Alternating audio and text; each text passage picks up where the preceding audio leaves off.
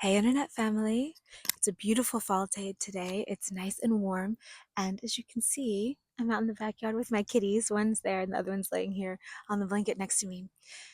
And I'm having this thought and this experience today again. And I've talked about this before, but it bears repeating because I've learned about myself that if I have one negative thought or feedback, say that comes from someone that I really care about and care about their opinion, and for instance, say that they say something they don't mean, it will get into my head, and might need them to say 5 times what they actually think in order to unwind that false belief that maybe they said in anger and so on. So, this is a little related in that we need to unlearn something as empaths and HSPs. And if you know what a HSP is, this is going to be redundant, but if you don't, it's called highly sensitive person or highly sensitive people. They're about 20% of the population. We're sensitive more with our five senses, which means we feel everything deeply, but also there's often a sixth sense there as well. We're empathic, we're deeper spiritual feelers, deeper emotional feelers, and so on. So, something that often goes overlooked when it comes to being an empath is the fact that we are constantly feeling and transmuting the emotions of anyone around us, anyone in our vicinity.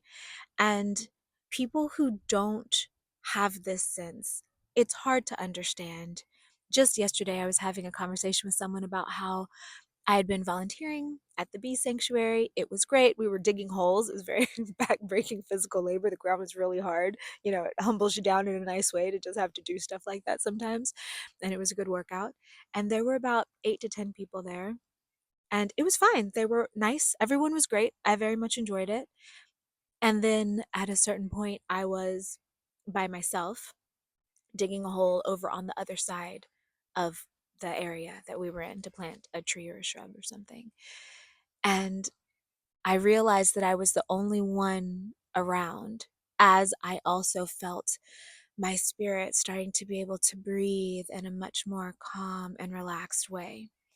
And again, if you're not alone often, or if you're always in classrooms or offices or business settings or places where people are, public transportation, I didn't know until I was an adult. And now I think back on my school days, both in college and university and graduate school, and then in offices, how exhausted I would be.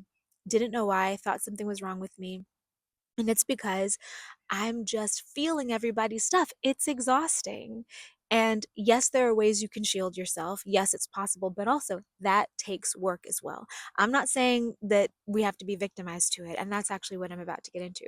So, the difference between someone who, say, can read body language or is psychologically educated and aware of how people think and an empath is that one is going from the outside in and the other is coming from the inside out. The thing about being an empath is that you feel other people's emotions like they're your own. And so when I was telling this story to someone yesterday, they said to me, well, could it just be that you're an introvert? And I was like, well, I'm an ambivert. I'm an introvert with extroverted moments. I like to kind of hide in my lair and then come out all sparkly and shiny and then go back in. That's just what my energy needs. But you can also be an empath and an extrovert or an introvert. And you can also be an introvert and not be an empath. The two aren't the same.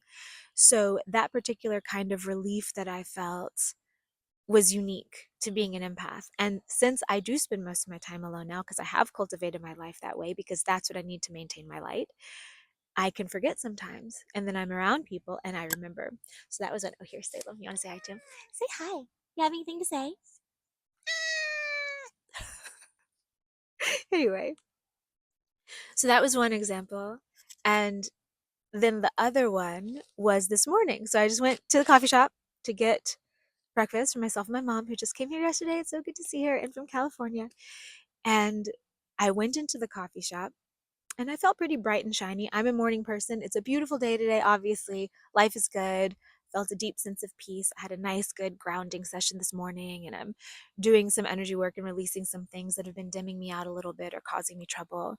And I felt good. And I go in and I had a couple cool interactions with random people. That was neat. And then I was standing there, and it took a long time. The coffee shop was busy this morning. So I'm standing there and I'm watching out the window, And again, I'm just feeling everyone like it's me. I'm feeling these waves of emotion. And it gets really weird because I've also experienced this in apartment complexes, office buildings. So even if there's a wall in between, I can feel everyone. In fact, when I first started hosting weekend retreats, I had to make sure I was sleeping in a separate building than all the people at the retreat because I would feel their energy all night as I was trying to sleep. And now it's gotten to where so long as I'm on the other side of the building, like the last retreat I did, the main bedrooms were on one side of this big house, and then I was on the other side with living rooms and kitchen and stuff in between us. And that worked okay. I need actual physical distance. Anyway, so I'm standing in the coffee shop and I'm starting to feel just that weight on my spirit of simply overstimulation of an energetic sense. And I could feel it. I was aware of it. I was like, ooh, interesting. And then I started feeling into the land. I'm in Virginia right now. There's a lot of history here. There's a lot of ancient and recent stuff that's gone on that has not been fully cleared and healed. And we do what we can as energy workers. I know some of y'all out there are doing it too, but it takes time because it's deep and there's a lot. And so I was just aware of it, like, ooh, okay, maybe it's that, like, so interesting. And I even thought about making a video for y'all and thinking, man, I got to talk more about this. We got to get better on our grid work here. We have to like really crank this. If we're here and we have the skill and the understanding and the awareness and the potential to do it, we really have to figure out how to get in there and help. Anyway, so I'm feeling all this.